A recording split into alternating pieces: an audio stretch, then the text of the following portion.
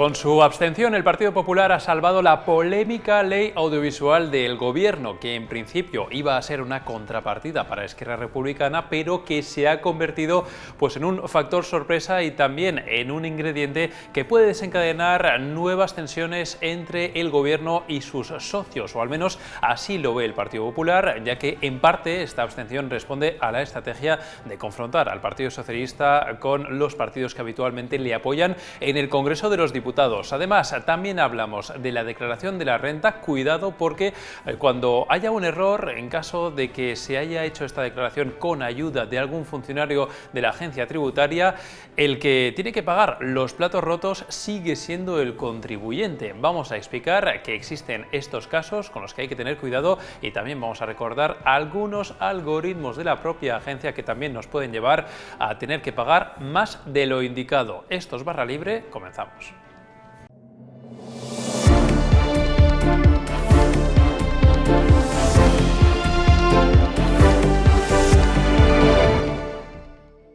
Y comenzamos ya esta edición de Barra Libre y lo hacemos hablando de la aprobación in extremis de la polémica ley audiovisual de Pedro Sánchez. Queremos hablar de este asunto con nuestro compañero Jesús Ortega. ¿Qué tal, Jesús? ¿Cómo estás? Hola, Alberto, ¿qué tal? A ver, in extremis, porque al final han cambiado los apoyos a última hora, se ha aprobado la ley, pero de una forma que nadie esperaba, que ha sido con la abstención en el último momento y, por sorpresa absoluta, incluso para ti mismo que cubres la información del PP, ha sido abstención del PP, que es lo que ha salvado esta ley.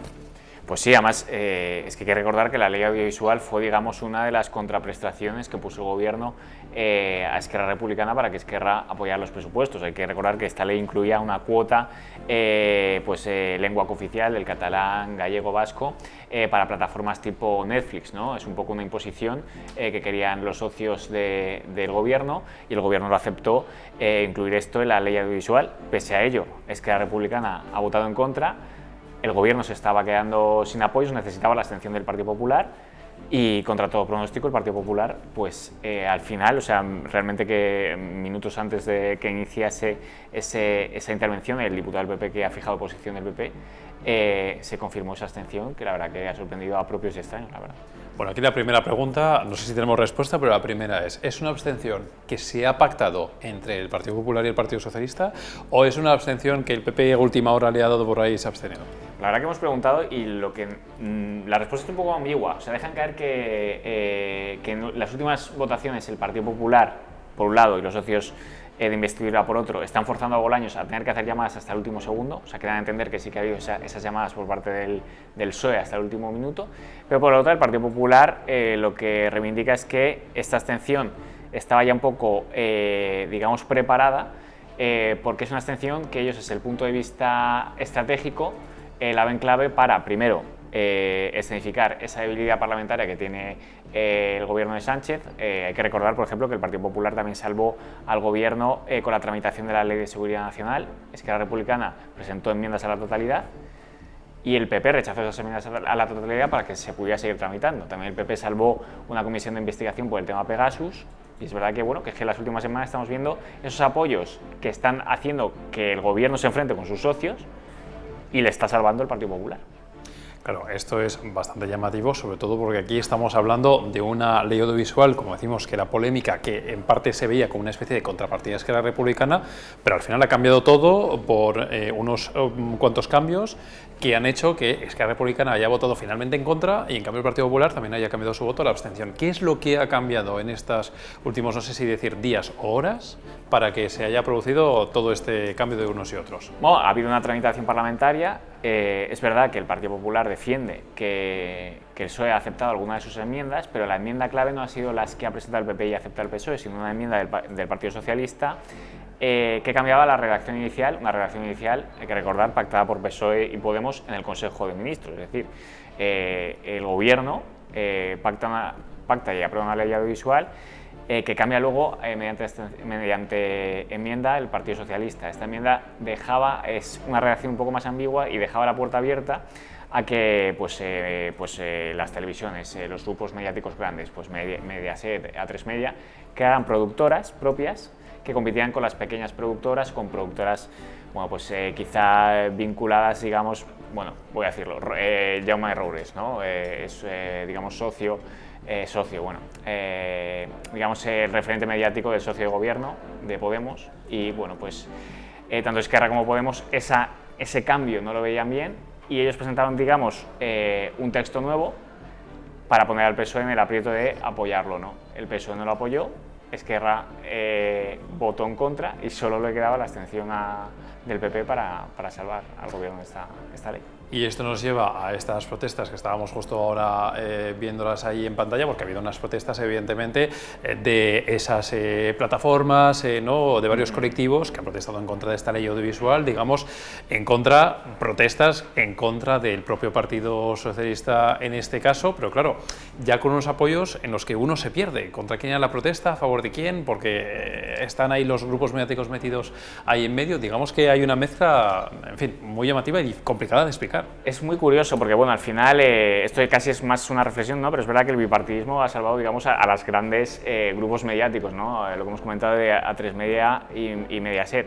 Es verdad que luego, claro, existen esos intereses enfrentados de, pues eso, Podemos y Esquerra, más afines quizá, pues eso, a pequeñas productoras, pero también a grandes productores, creadores de pequeñas productoras tipo Jaume Roures, ¿no? Entonces, es verdad que ese enfrentamiento ha hecho que el pack inicial de apoyos, que era PSOE, Podemos y Esquerra, digamos, para sacar esa ley audiovisual de forma inicial, pues se ha roto y se ha ido al bipartidismo PP-PSOE, que han apoyado esta modificación que abre la puerta a que las grandes teles puedan hacer producciones propias. Y en cambio Esquerra y Podemos pues han ido al otro lado. Es verdad que Podemos, los diputados de Podemos, por el acuerdo de gobierno tienen que votar a favor de cualquier proyecto de ley que sale del gobierno, y por eso han tenido que votar a favor, se han tenido que comer ese sapo, por decirlo así, y pactar casi junto al PP. Se ha abstenido, ¿no? Pero al final la ley ha salido con los votos de PSOE, Podemos y la abstención del PP. Claro, y dices que esta ley, esta aprobación, lo que genera es, de nuevo, seguramente otro pico de tensión entre el gobierno y Esquerra Republicana, pero no solamente con ellos, porque también en esas protestas y en el colectivo del sector audiovisual también le genera, digamos, al Partido Socialista una confrontación con un sector que en otros tiempos también sí que apoyaba, digamos, hasta a este espectro, ¿no? Es lo que destaca en el Partido Popular, sí. Al final el Partido Popular lo que dice es que han apoyado una ley del PSOE y no del gobierno, y lo que ha provocado es que el PSOE se enfrente con su socio de gobierno y con, digamos, ese espectro del electorado, esos, pues yo qué sé, ellos ponen de ejemplo pues, a Pedro Almodóvar, Carmen Maura, digamos que, bueno, pues esos actores, esos directores que ya en su día explicitaron ese apoyo al Partido Socialista, y desde el PP destacan eso, que ese mismo sector que siempre apoya al Partido Socialista ahora, digamos, se ha revuelto contra el Partido Socialista por esta modificación de la ley audiovisual. Así que... Pues con todo esto me queda una última pregunta, volviendo a esas relaciones entre el Partido Popular de Alberto Núñez Feijóo y el Partido Socialista de Pedro Sánchez, si con todo esto lo que hay es estrategia para confrontar al PSOE con todos los demás, o si también podemos ver un cambio, digamos, de relación, no sé si decir, de mejor tono y de más pactos de aquí en adelante entre los dos grandes partidos. Bueno, es que sé que llegó Alberto Núñez Feijóo a la dirección del Partido Popular, se ha abierto a esos acuerdos. Es verdad que también lo comentamos el otro día, ¿no? Que también ha habido muchos puntos de fricción. Las conversaciones por el CGPJ se han pospuesto después de las andaluzas. Es verdad que bueno, siguen en posiciones muy alejadas en muchas cuestiones, ¿no? Pero es verdad que bueno, el Partido Popular, lo que hemos comentado, ¿no? Al final ha salvado al gobierno en una comisión de investigación por Pegasus, ha salvado las enmiendas a la totalidad a la Ley de Seguridad Nacional, y ahora ha vuelto a salvar al gobierno con esta ley audiovisual. Lo que comentan en Génova es que esto, bueno, pues en primer lugar dan a entender que, oye, que si el gobierno quiere puede haber acuerdo, por un lado, y por otro lado, pues sí que es un poco estrategia, ¿no?, de enfrentar al propio gobierno, al propio PSOE, con sus socios de investidura y con su propio socio de gobierno. Bueno, pues lo que era una votación que iba a pasar un poquito más desapercibida en un principio, luego hemos visto cómo ha saltado la sorpresa y hemos visto las múltiples aristas que tiene esta situación y también lo que puede conllevar de cara al futuro. Jesús Ortega, como siempre, muchísimas gracias por la información. Gracias a vosotros. Y hablamos ahora de un asunto impepinable para más de 20 millones de contribuyentes y que supone quebraderos de cabeza a más de uno, de dos, de tres y unos cuantos más, como es la declaración de la renta. Mercedes Serrayer, ¿qué tal? ¿Cómo estás? Hola, ¿qué tal? A ver, Mercedes, ojo, cuidado con esto de hacer la declaración de la renta con un funcionario de Hacienda, que es una opción que se nos da para tramitar esta obligación. Cuidado porque a veces se pueden cometer errores, aunque se haga con un funcionario, y si ese error se comete y Hacienda, digamos, lo pilla, resulta que el que tiene que pagar al final es el propio contribuyente.